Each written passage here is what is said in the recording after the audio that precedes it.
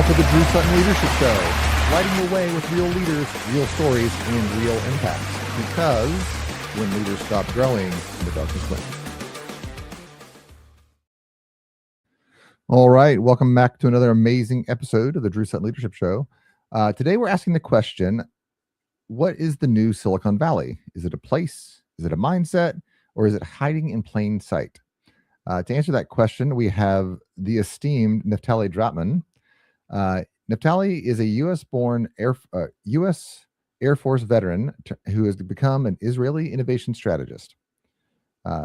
He's worked with global giants like Airbus and GM, helping to launch flying taxi programs, night vision cars, and other real startups. Today, he leads the Israel Innovation Springboard, connecting Israel's cutting-edge startups with overlooked regions across the U.S., creating bold two-way partnerships that strengthen economies on both sides. So without further ado, welcome to the show, Naftali.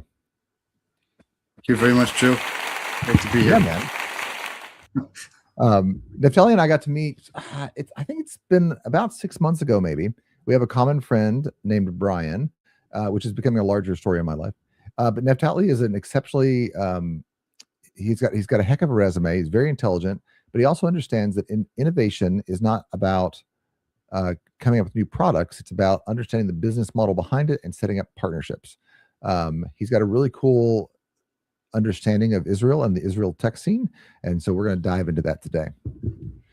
But before we get there, you play a little music. Correct. I'm a little known fact about me is I play blues guitar, not just, but I enjoy playing acoustic guitar in general, but overall blues. I like to focus on that. I think that people think that blues has to be something that's, you're moody about something, but it doesn't have to be, because you can play very happy blues and you can play very, very sad blues. It depends on your mood. I think music is like that in general. If you take, for example, take Mozart, you take Beethoven, you can see who they were from the music that they had. So Beethoven was very joyful type of music, and Mozart was very joyful type of music, and Beethoven was just very, very moody. His Moonlight Sonata, for example, was just, it feels in places like a slog, and you're trying to get through it. Yeah. When is this going to end type of thing? And, it's the way it works. You can have conversations with people that same way, and music is a conversation sometimes. I've written a few songs. None of them have gone out. When I have the time, I enjoy doing it. No, I love that. I think that music is one of those magic things. Somebody once said to me, my wife is much more musical than I am, but she said to me, music is how we decorate time. So if you have like a house, you can put up art, but music is how we decorate time. And I think it's fascinating how we as humans respond across generations. Like you're talking about, millennia. People are coming from different, completely different times. We can experience them through music. Music's super fascinating. All right. Well, to emphasize your point, I think the music in the last, 15, 20 years is not really very good. As compared to what we, from the 60s or the 70s, even the 80s, I think it's gone downhill. I don't think people have, I think, haven't really, they aren't really expressing themselves nowadays. It's reflecting in the music. People are online, they're on AI, and it feels just disconnected. It doesn't feel like it's telling a story. It doesn't make you happy. You can listen to the Beatles and you're like, wow, that's great, or Led Zeppelin or anything from that time period, and then you go and you have this comes out recently and it's like, it doesn't make you excited about anything. There's an occasional song here and there, but this is not the same. I feel the same way. And I think that what you're hitting on, so Peter Drucker, I'm a huge Peter Drucker fan. He read a bunch of management books. He makes this comment that the Nazis killed music in Austria. So this is, none of us alive today can really remember this, but this is before there was really personal music. Like you had to go to the opera house to listen, or the music hall to listen to music. And that was a huge portion of their soul. And he said, when they took it away, it never really came back. And there's, I read that when I was probably 25, 28, and I was like, what does that mean? But as I've gotten older, a society that can create music, meaningful music, it definitely connects to the soul. So I feel I totally agree with you with what you're saying. That the music that we're producing today is not as good as it used to be. Totally agree. I think the purpose of music is to uplift a person, make them feel motivated about doing things, and it doesn't have to necessarily be joyful music for that to happen. It could also be something that's more somber, but it's supposed to lift you up, and it's supposed to make you. Good music will make you feel, and it'll start echoing inside your head over and over, and you just can't get it out of your head. And nothing that comes out nowadays. I just don't make a point of listening to it, but when I do hear it here and there, it just doesn't repeat itself in my head. Yeah. All right. Well, so let's talk about, talking about things that get in your head, things that are moving things forward. You've done some fun things in life. One of my favorite things that you talk about is putting night vision in cars. Tell me a story about putting night vision in cars. Well, General Motors was the first OEM that did that. They put a forward-looking infrared, which is basically you see a person in red walking across the screen. It was kind of a toy, and they did that back in the late 90s. So when I started in General Motors, one of the biggest things that they wanted to do was turn that into something where you can actually see details. You can see trees, which you couldn't see beforehand. You could see lane markings. You could see details in the image that you couldn't see before. And to do that, you needed what was called a near infrared system, which is the way regular cameras work. So we had such a system here in Israel at a defense supplier, which of course was two things were wrong with it: just too big and too expensive. So we approached them and said, this is the type of technology we'd like to have, but can we make it smaller, and can we make it 1,000 times cheaper than for what you're doing now? So we engaged with them. Took a while to get the project up and running, but in the end, they did a couple projects. And what's nice about it is that it worked. It's always good when you're doing something like this to make it work. And I spent several late nights actually here in Israel, seeing their demos and seeing how it works. And it wasn't something that was easy because they're a couple hours drive up north from me over here. So that was a time period where I was doing late nights on that. Not that I had to, but I was just interested. I had a stake in the project and I wanted to succeed. So I was interested in seeing how it worked live. And in order to do that, you can't go when the sun is just going down. You have to wait, another hour after that until it's really, really dark out. And then you're out until late, and then you get back home late. But it worked. And the sad part about it, we could talk about it, is General Motors didn't wind up integrating it. So, but it was a success because the company that was doing it here spun it off into a startup, and they started pursuing other OEMs.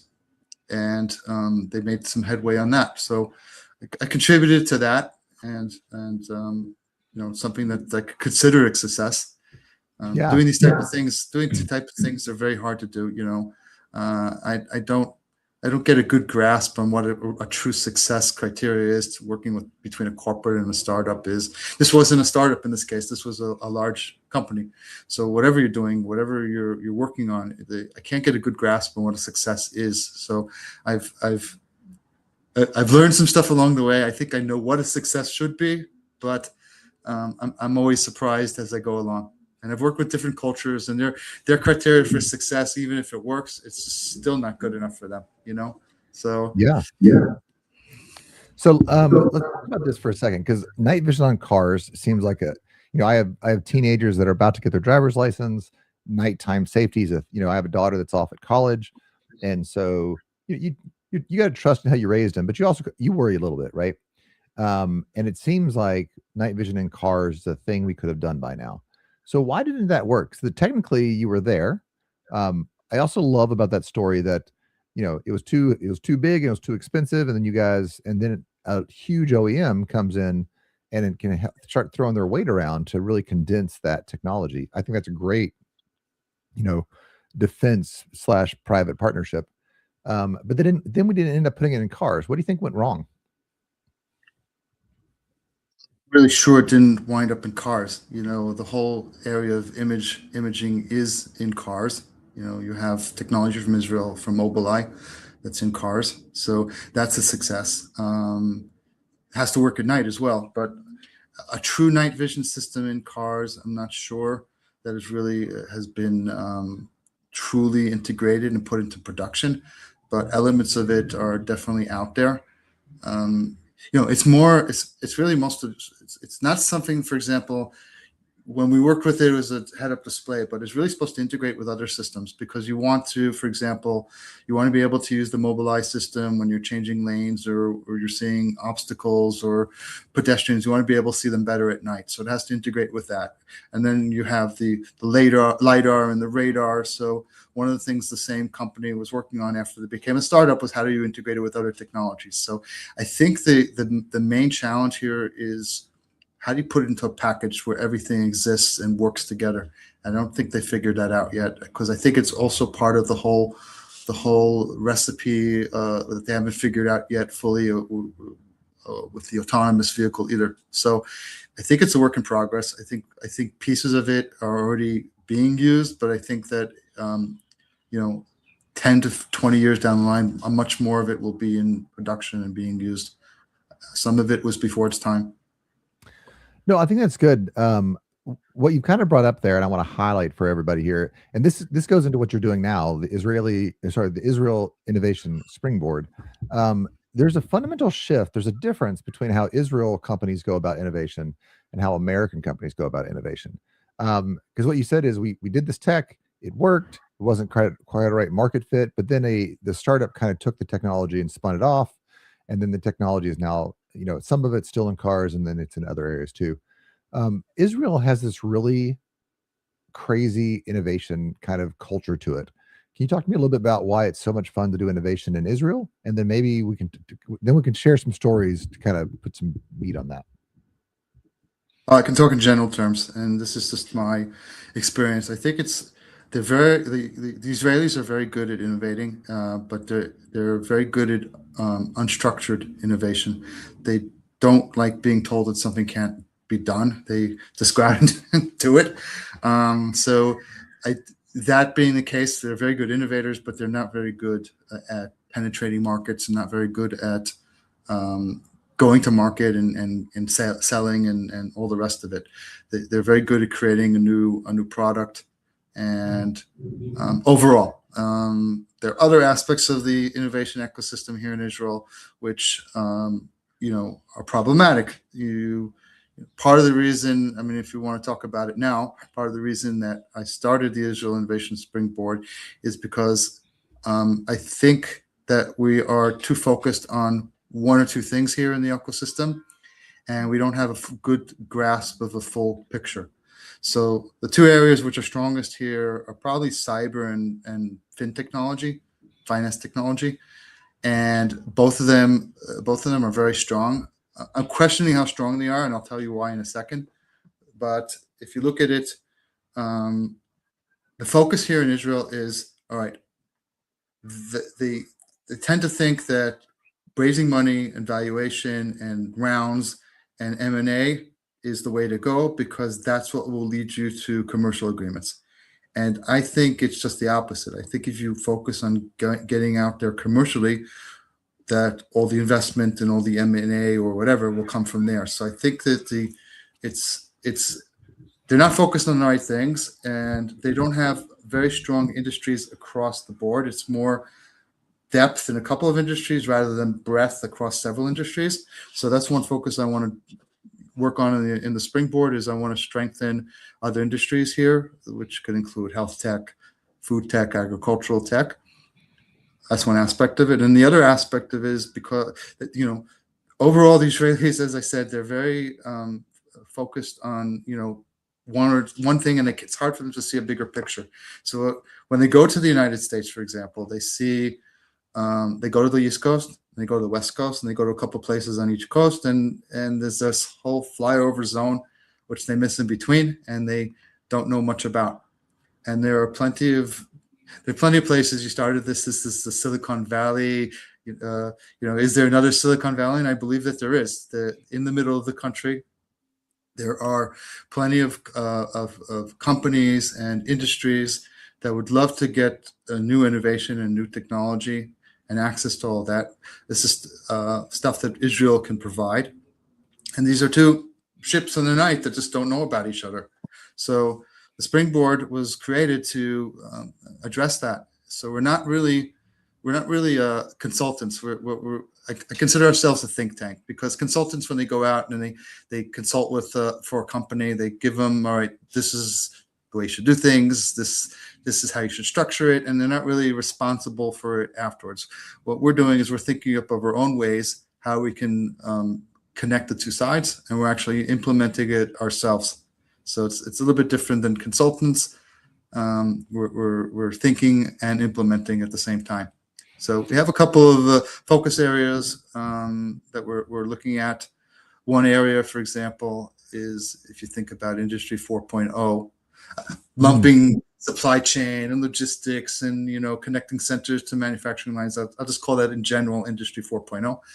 There are plenty of private companies in the middle of the United States that very big companies that are not multinational corporations, but they still have plenty of business and revenue, and they want to innovate, and they want to become more efficient, and saving money and reducing costs are all things that would be of interest to them. And we have a lot of potential technology here in Israel in everything, in the logistics, supply chain, you name it, it's all here.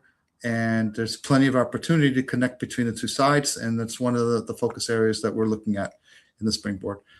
Another thing that we thought about is the area of, I'm not a big fan of getting off regulations and going through long processes. So one of the other things that, we're thinking about right now is the area of healthcare. And I don't really want to necessarily deal with patient care, because you have to go through FDA approval and all that. It's complicated. So, but that's not really the pain point. The pain point in the U.S. is they want to save money. Everything costs money, and how can you save money? Hospitals want to make a return on their investment. You want to be able to improve logistics and cut costs. So you need to be able to make things more efficient. So another area is, all right, how do you make all these things that don't require FDA approval? How can you make a hospital more efficient? How can you do the things that you're doing now in a way that will save them money and be able to show that they have a return on investment? After all, they also have to make money in the healthcare system. So everything costs so much, they're not making as much money as they can. That's another area that we've thought about. In general, I love what you're doing with Israel Innovation Springboard here. I like how you said that you're not consultants, you're a think tank. You're developing ways to move it forward, because I think what Americans don't really understand, and other markets don't understand about Israel, is that Israel does a whole lot of tech. They're leading in cybersecurity, like you said, fintech as well, but they've also done a really amazing job with a lot of ag tech. So that they've turned a desert into vineyards, and there's a whole lot. But the Israeli kind of ecosystem. There's a reason for that, because we're very good at water tech. So water tech feeds into ag tech. There you go. We're able to get. We didn't have much water here. We figured out how to make the desert bloom, because we're able to figure out how to get water from nowhere. We're one of the world leaders in desalination. Sorry. So you said something else that I really want to pull the string on. A lot of Israeli, and I think this disease affects the startup world in America as well. We look at how much money we raised, and we look at the venture capital people that we know, or the groups that we know, and we think that solves the M&A problem. But like developing a product and getting some traction is a completely different problem than scaling. How do you help companies do that? Developing the product? Well, how do you help them go from developing a good product that the market wants to really start to scale and to build those relationships with the companies? Well, the tech is the least part of it. It's knowing that there's actually a market behind it. That's one of the things that I think that startups don't realize at the beginning, and Yes. that's a big reason why they tend to pivot in the middle. Ah, And so they don't they know what they want to do, they know what their tech is, but they need more expertise in framing it for the market, and that's what turns the tech into a product. Marketing is the key for everything, so they have to know exactly where they're going and who they're going to, and that is one of the big things that they don't know. What's nice about what the Springboard is I'm trying to solve a couple things at the same time. So you interviewed Yaron Flint a few days ago. So Yaron's working yeah. with me on this.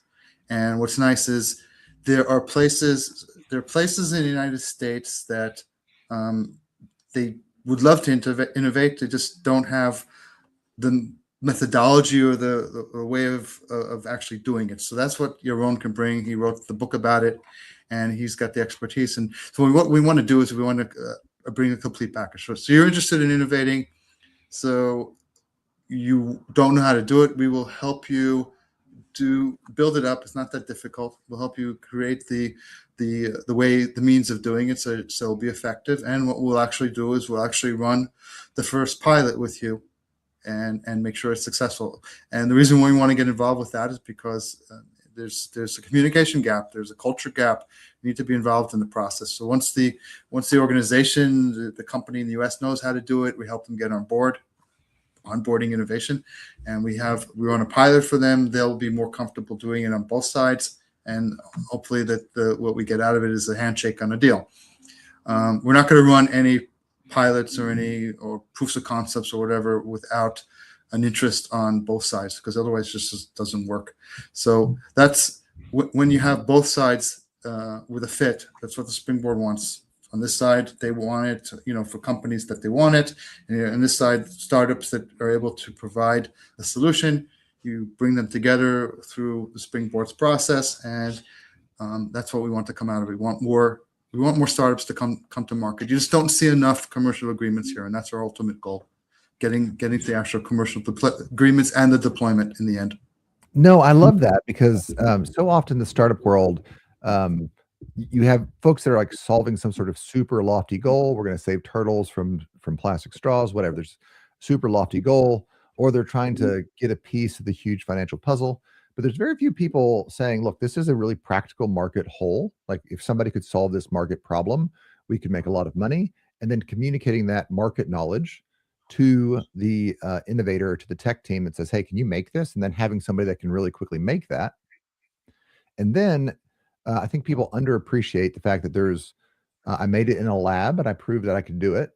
There is, we ran a pilot program. Then there's we ran a medium-sized program, and then we're in full production. Like the process of getting an idea from idea to fully functioning production line is 6 steps long. You gotta understand the market, you gotta understand the technology, you gotta pilot it, you gotta make sure there's a relationship that works.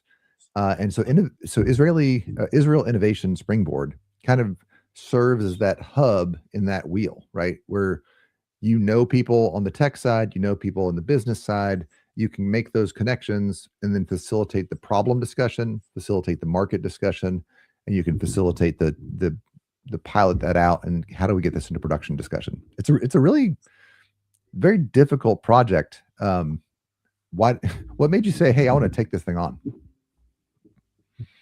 So it's a problem here. It's a challenge. I would love as much as possible to keep it simple. I would say that I don't see a reason for Israel companies, if the tech is right and the product is correct, that they should, if possible, why go to market and open up an operation in the United States? Why open up an office when you can license it and let the partner in the U.S. do it as much as possible? Because I think the companies and the people in the U.S. know how to market and go to market in the U.S. way better than any of the Israelis will ever know, and that would be great. But there's no one size fits all for everything, and we realized there are probably some pieces of the puzzle that we need to be involved with and to escort along the way. And it might actually be a technology that can't be licensed to the company. They actually need to have some kind of go-to-market vendor in the US get involved. So if we need to get involved with that, we will. But that's not our general focus right now. Our general focus is getting the two sides, the companies in the U.S. and the potential, industries in the U.S. connected with Israel, and bringing the two sides together with the actual value proposition. And after that occurs, and they want to go forward, I think that's actually the easy part. You've defined a problem that needs solving. You've found a technology that solves it. No, I think the rest is not easy, but it's easier. Yeah, I think Einstein maybe said it. I think it's attributed to Einstein, but I say it all the time. A problem well understood is a problem half solved. The first step is really understanding the problem, and so many people get super excited about their understanding of the project that they don't dig into trying to understand the actual problem, so that they can actually solve it. Yeah, I love that. So, all right, if I'm listening here and I'm a CEO, I'm an executive at a company, we have a small innovation team, we're kind of like stutter stepping here in this kind of tighter economy that we have. How do I get a hold of you? What should I be? What type of questions are going to be driving me to start getting a hold of you? What they're going to be asking us? Is that true? Is that what you're asking? Yeah, like what? Just like some of the folks that you've worked with, and I know that Springboard is starting out this year, but I also know that you have a history of doing this sort of work. So what am I feeling as an innovation leader right before I reach out to you, and then tell me how you can solve my problem? Well, before if we're in discussions, the first thing would be things that we would try to figure out from their side. Do they actually want to innovate, and do what do they understand about innovating? Do they understand what they want to solve, what their challenges are? That's one of the biggest issues that you need to understand before you actually go into running some activity.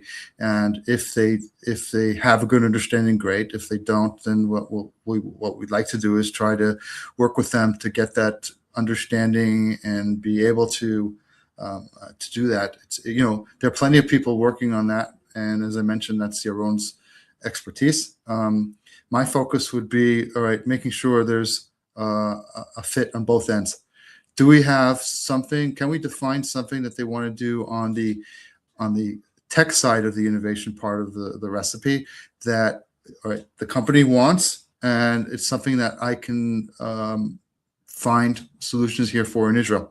That's what would be driving me at first, and then because I want to make sure we're able to provide something. If I can't provide value from the ecosystem here, it's just not going to work. So, the questions do they know how to innovate?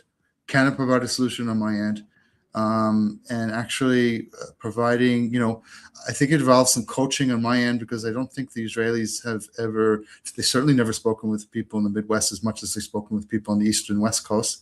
So, coaching and getting the conversations going so that the actual pilot can go and get underway. And it's escorting. It's basically what I did when I was in corporations. I was involved in every part of the process, and to make sure that from A to Z, everything went smoothly. You can't disconnect yourself from it. You need to be sure that everything went smoothly. Now, once the startup, let's say, becomes a customer, everything, I don't need to be part of that process. It's running smoothly. They've gone through the learning pains. They've learned how to work with each other. So I don't need to be part of that anymore. And, I'd like to be informed, but I don't need to be part of that and leading that part of the process. My goal is to make sure that once they get to a commercial agreement and they're getting into sales, that, that's a success.